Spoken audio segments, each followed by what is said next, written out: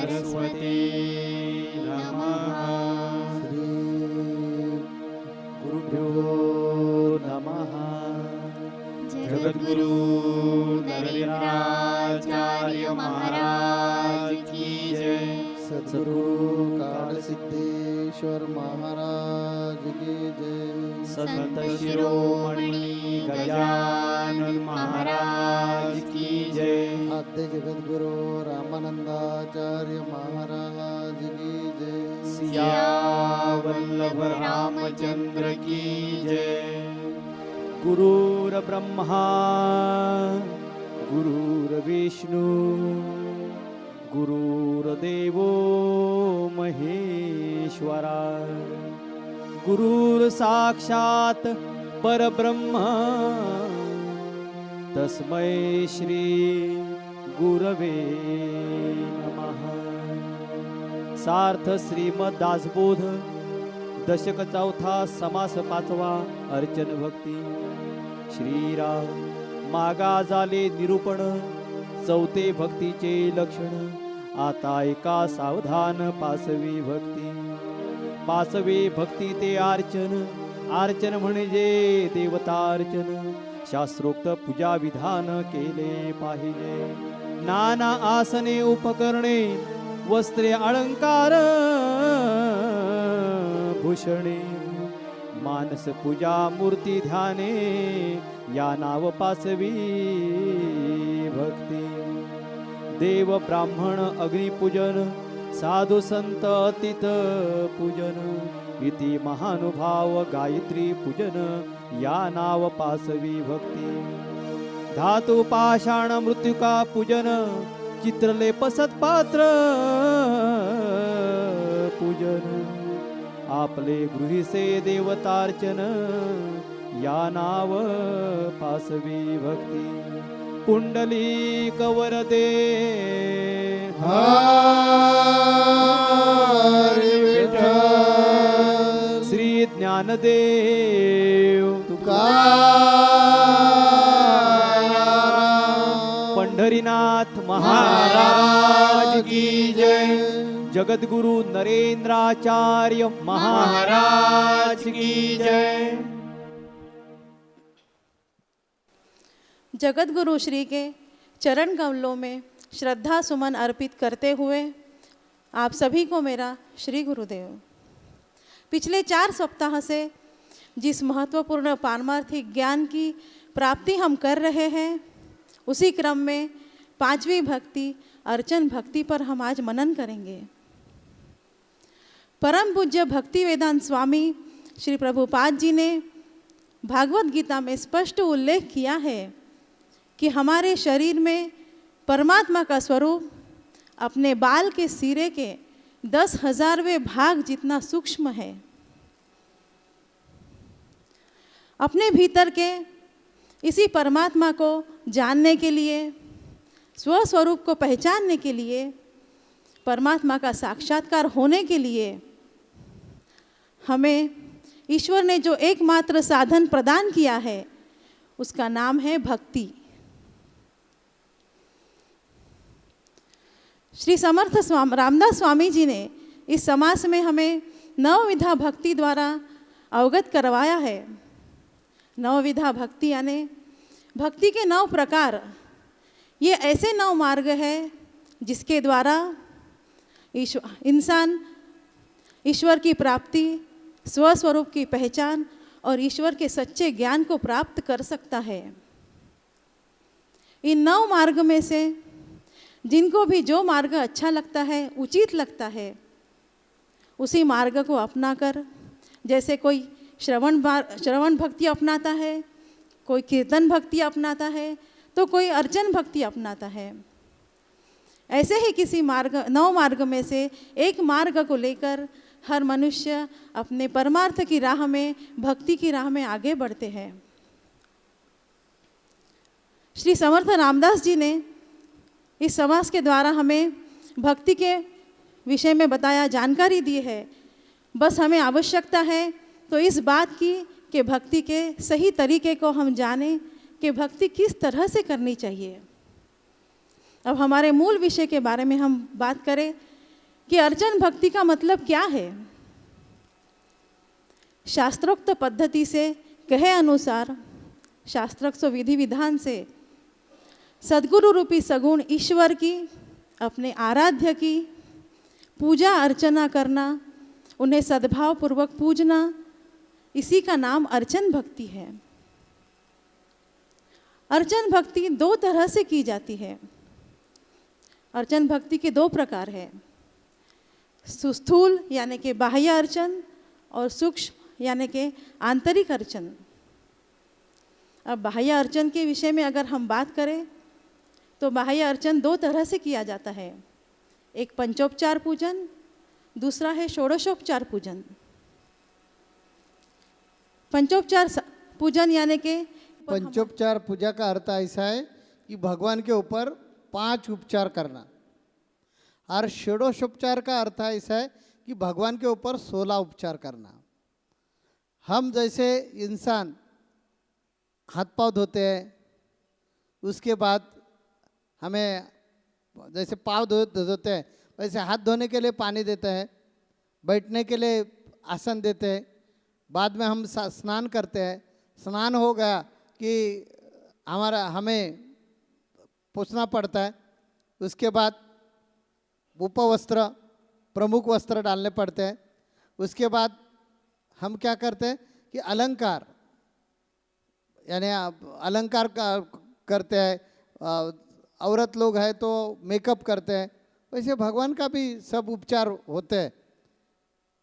बाद में उनको माला, उनको कपाल को तिलक किया जाता है, माला डाली जाती है, उनको भोग चढ़ाया जाता है। ऐसे जो 16 उपचार है वो षोडशोपचार और पंचोपचार में सिर्फ 5 उपचार करके भगवान की शॉर्टकट में भक्ति की जाती है। यह भक्ति का स्थूल प्रकार है। और जो सूक्ष्म प्रकार है, ये सूक्ष्म प्रकार में मानस पूजा आ जाती है।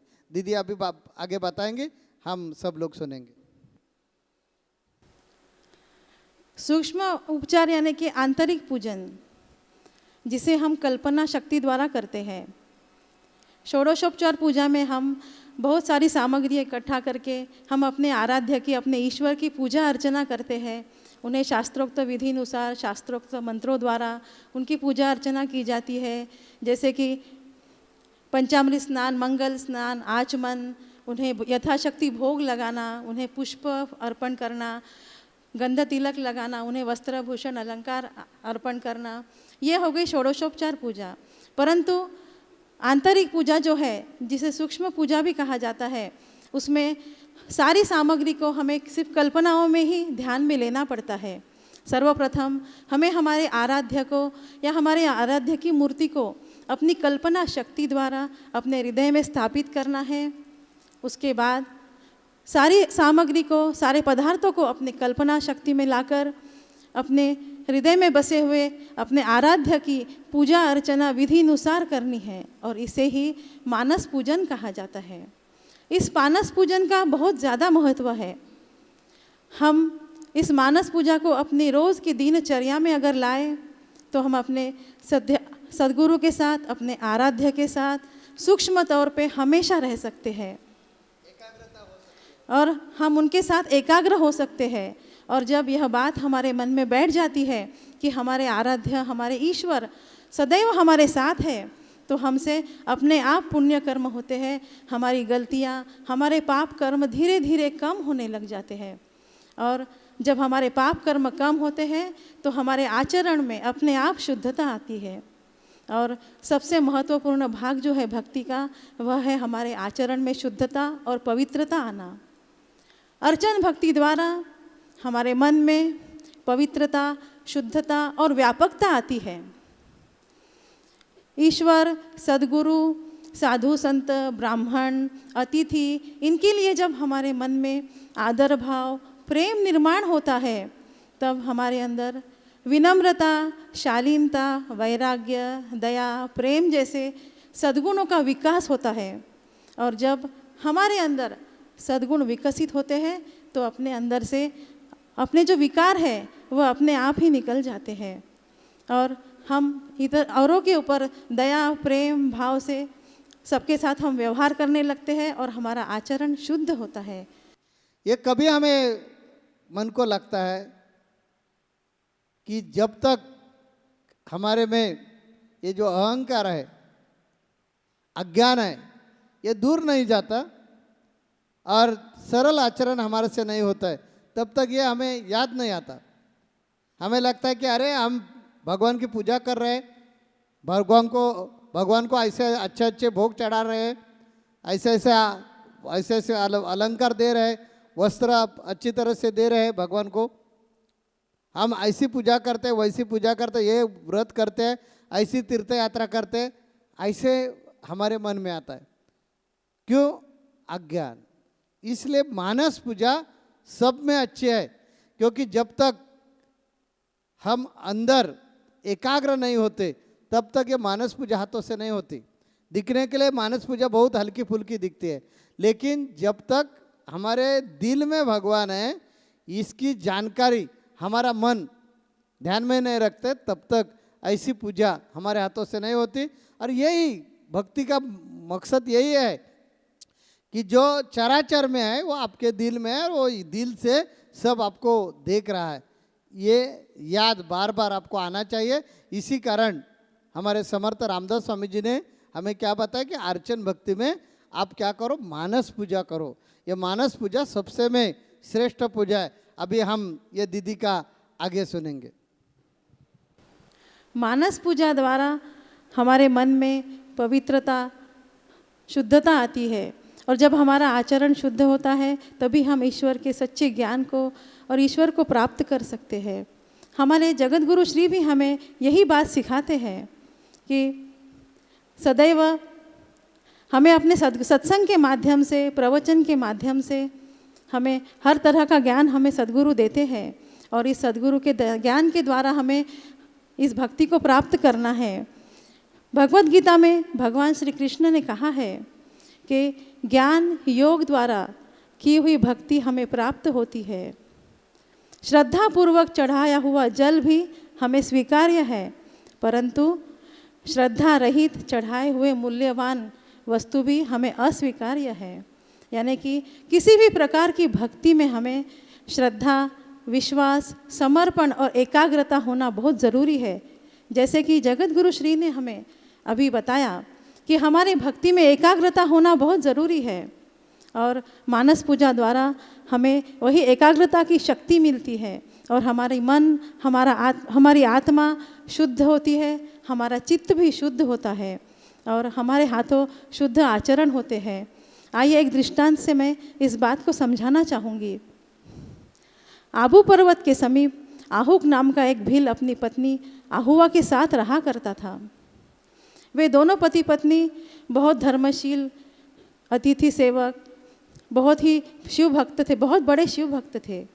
एक बार भगवान श्री शंकर ने उनकी परीक्षा लेने का विचार किया और एक यति का रूप धारण करके संध्या के समय उस भील के घर पहुंच गए और द्वार पर खड़े होकर कहा, हे भील, तुम्हारा कल्याण हो, परंतु मुझे एक रात यहाँ रुकना है, मैं यहाँ रुकना चाहता हूँ, आप मुझे दया करके एक रात यहाँ रुकने का स्थान दे दो। तब भील थोड़ा सा घबरा गया और बोला, हे स्वामी, मेरी तो बहुत छोटी सी कुटिया है, मैं आपको इसमें स्थान कैसे दे सकता हूँ। तब वह यति वापस लौटने लगे। तब उस भील की पत्नी ने कहा, स्वामी, गृहस्थ धर्म को याद कीजिए, घर पे आए हुए अतिथि को कभी वापस नहीं लौटाना चाहिए। आप दोनों भीतर रह लीजिए, मैं रात कुछ शस्त्र लेकर अपनी रक्षा के लिए बाहर ही बैठी रह जाऊंगी। तब उस भील को लगा कि मेरी पत्नी सच कह रही है, घर द्वार पर आए हुए अतिथि को कभी नहीं लौटाना चाहिए। तब परंतु उसने सोचा कि यह स्त्री है, इसे मैं अकेले कैसे बाहर बैठा सकता हूँ। तब दोनों ने मिलकर यह निर्णय लिया कि हम दोनों सारी रात बाहर बैठकर गुजार देंगे और अतिथि को हमारी कुटिया में रहने का स्थान दे देंगे।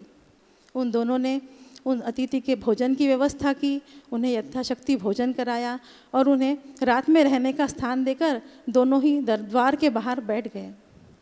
आधी रात के बाद दोनों की आंख लग गई, परंतु कुछ सरसराहट की आवाज़ सुनकर उस भील की आंख खुल गई और उसने देखा कि अपनी पत्नी के पास, उसके पैर के पास एक बहुत बड़ा नागफन निकाले हुए बैठा है। तब उसके मन में सबसे पहले ये विचार आया कि अगर इस नाग ने मेरी पत्नी को डस लिया तो यह चीखेगी और इससे मेरे घर में जो अतिथि आए हैं उनके विश्राम में बाधा उत्पन्न होगी। तब वह तुरंत, उसने जैसे ही सांप डसने को हुआ, उसने अपना हाथ बीच में डाल दिया और उस सांप ने उस भील को डस लिया। और उस भील ने उस समय दूसरा हाथ अपने मुंह पर जोर से रखकर दबा दिया ताकि उसके मुंह से चीख ना निकले और उसके घर आए हुए अतिथि के विश्राम में बाधा ना उत्पन्न हो। और कुछ देर वह छटपटाता रहा और कुछ देर बाद उसकी मृत्यु हो गई। सुबह जब उसकी पत्नी की आंख खुली, पति साथ में होने की वजह से वो निश्चिंत होकर सोई हुई थी। बैठे बैठे ही उसे नींद लग गई थी। जब सुबह आंख खुली तो देखा कि पति सामने पड़े हुए हैं, सारा शरीर नीला पड़ा हुआ है। तब वह समझ गई कि ज़रूर किसी विषैले प्राणी ने उसके पति को डस लिया है। वो घबरा गई और चिल्लाने लगी। उस आहुआ की आवाज़ सुनकर वह यति द्वार से बाहर आए। कुटिया से बाहर आकर देखा तो वह भील मरा हुआ पड़ा था और उसकी पत्नी उसके पास बैठकर रो रही थी। तब त्रिशूल डमरू धारण करके भगवान शंकर प्रकट हुए और उन्होंने उस भील को जीवित किया और कहा कि तुम लोग कि तुम्हारी भक्ति से, पूजा अर्चना से, आपके आचरण से हम खुश हैं, प्रसन्न है, कोई वरदान मांगो। तब उन दोनों पति पत्नी ने कहा कि हे प्रभु, इतने वर्षों से हम जिसकी पूजा अर्चना करते आए हैं, आज वह साक्षात हमारे सामने खड़े हैं, तो उससे बड़ा वरदान हमारे लिए क्या हो सकता है। हमें कुछ नहीं चाहिए। तब भगवान शंकर ने कहा कि हे भील, अगले जन्म में तुम निषेध देश के राजा वीरसेन के पुत्र नल के रूप में जन्म लोगे और तुम्हारी पत्नी विदर्भ देश के राजा भीमसेन की पुत्री दमयंती के रूप में जन्म लेगी। तुम लोग अनंत राज सुख भोगने के बाद दुर्लभ मोक्ष की प्राप्ति करोगे। और इतना कहकर भगवान श्री शंकर अचलेश्वर लिंग के रूप में वहीं स्थित हो गए। तो भक्ति में इतनी शक्ति है। वे दोनों रोज़ सुबह उठकर नियम से शिव जी की भक्ति किया करते थे। तो देखिए पूजा अर्चना में कितनी शक्ति है कि साक्षात परमेश्वर उनके दरवाजे पे आकर उन्हें दर्शन देकर गए। ठीक इसी तरह की पूजा अर्चा में शक्ति है ऐसे नहीं है। हमारा आचरण पवित्र चाहिए, हमारा आचरण शुद्ध होना चाहिए, नहीं तो मुख से हम पूजा करेंगे। एक कहावत है कि मुख में राम और बगल में छुरी, ऐसा नहीं होना चाहिए।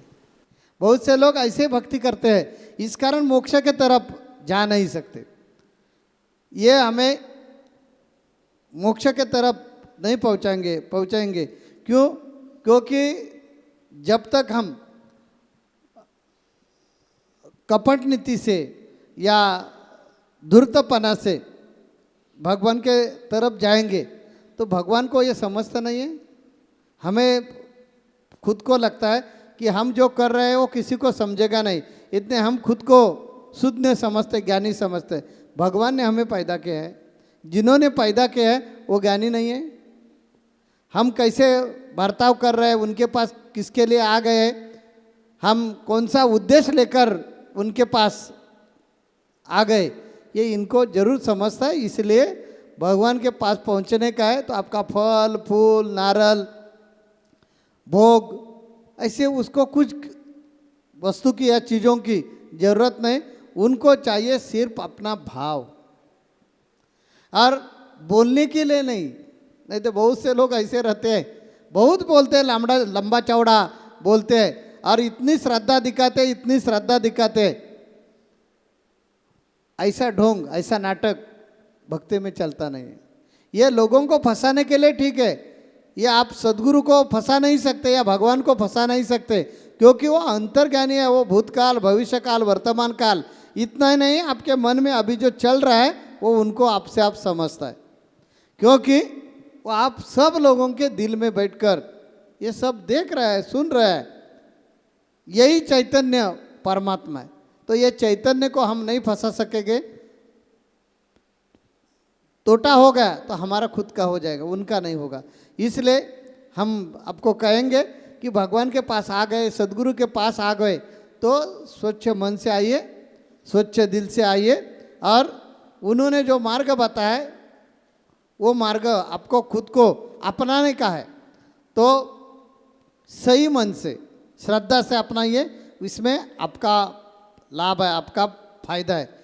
कैसा फायदा है ये अनेक प्रवचन में आपको बताया है। आज कोई लोग नए आ गए हैं इसलिए वापस जरा 1-2 मिनट उजलने हम करेंगे। ये सब खटाटोप किसके लिए चल रहा है कि भक्ति करो, भक्ति करो, भक्ति करो। ये जो रामदास स्वामी जी हमें दासबोध के माध्यम से बता रहे हैं वो किसके लिए बता रहे हैं?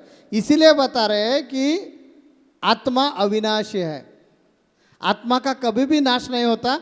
जैसे हमारे कर्म है वो कर्म के हिसाब से हमें जन्म मिल जाता है। जो हम कर्म कर रहे हैं वो कर्म ये जन्म में, ये अवस्था में हम भोगते हैं, और कोई कर्म डिपॉजिट हो जाता है, उनको संचित बोला जाता है। और ये संचित के माध्यम से हम प्राक्तन लेकर जन्म पाते हैं। किसी को गधे का मिला है, किसी को तोते का मिला है, हम लोग भाग्यवान है, इसी कारण हमें इंसान का जन्म मिला है। और ये इंसान के योनि में आकर ये सब हम चुका सकते हैं। जो प्राक्तन से हमें त्रिविधा ताप दुख का मिल गया है, भौतिक, आध्यात्मिक और दैविक, ये जो 3 प्रकार के ताप है, पिछले सत्संग में आपने सुने होंगे। जो नए लोग हैं उनको ये कौन से 3 ताप है ये नहीं समझेंगे, लेकिन अभी अपने पास टाइम भी नहीं है, इस वजह से पीछे हम नहीं जा सकते। लेकिन ये ध्यान में रखिए कि इंसान को जो दुख मिलता है वो त्रिविधा ताप के वजह से मिलता है। ये त्रिविधा ताप जो है, इनसे जो हमें अभी दुख मिल रहा है या दुख मिलने वाला है, इसकी तीव्रता कम करने की क्षमता इंसान में है।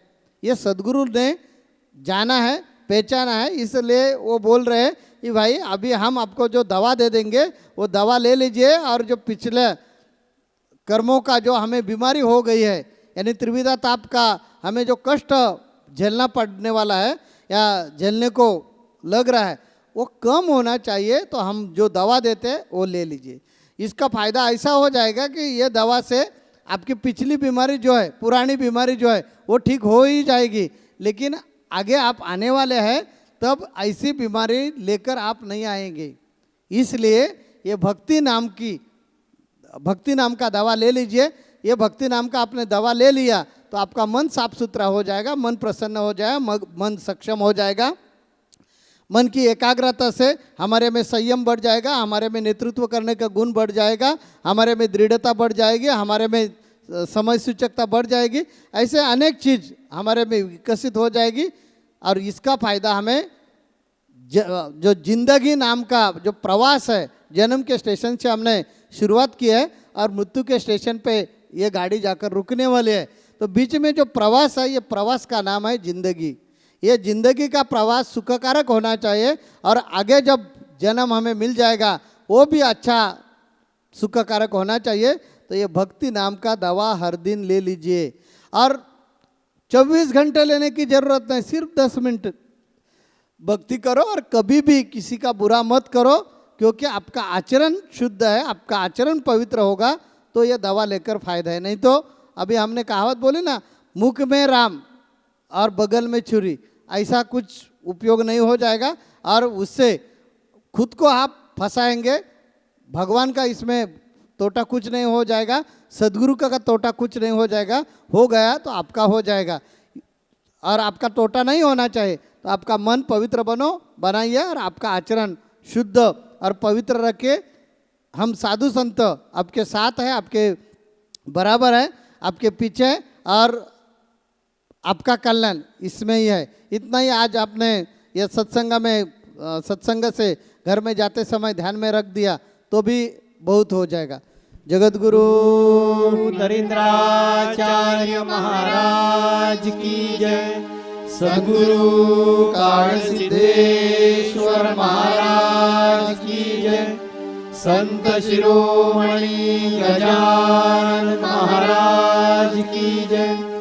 आद्य जगत गुरु रामानंदाचार्य महाराज की जय। सियावर वल्लभ रामचंद्र की जय।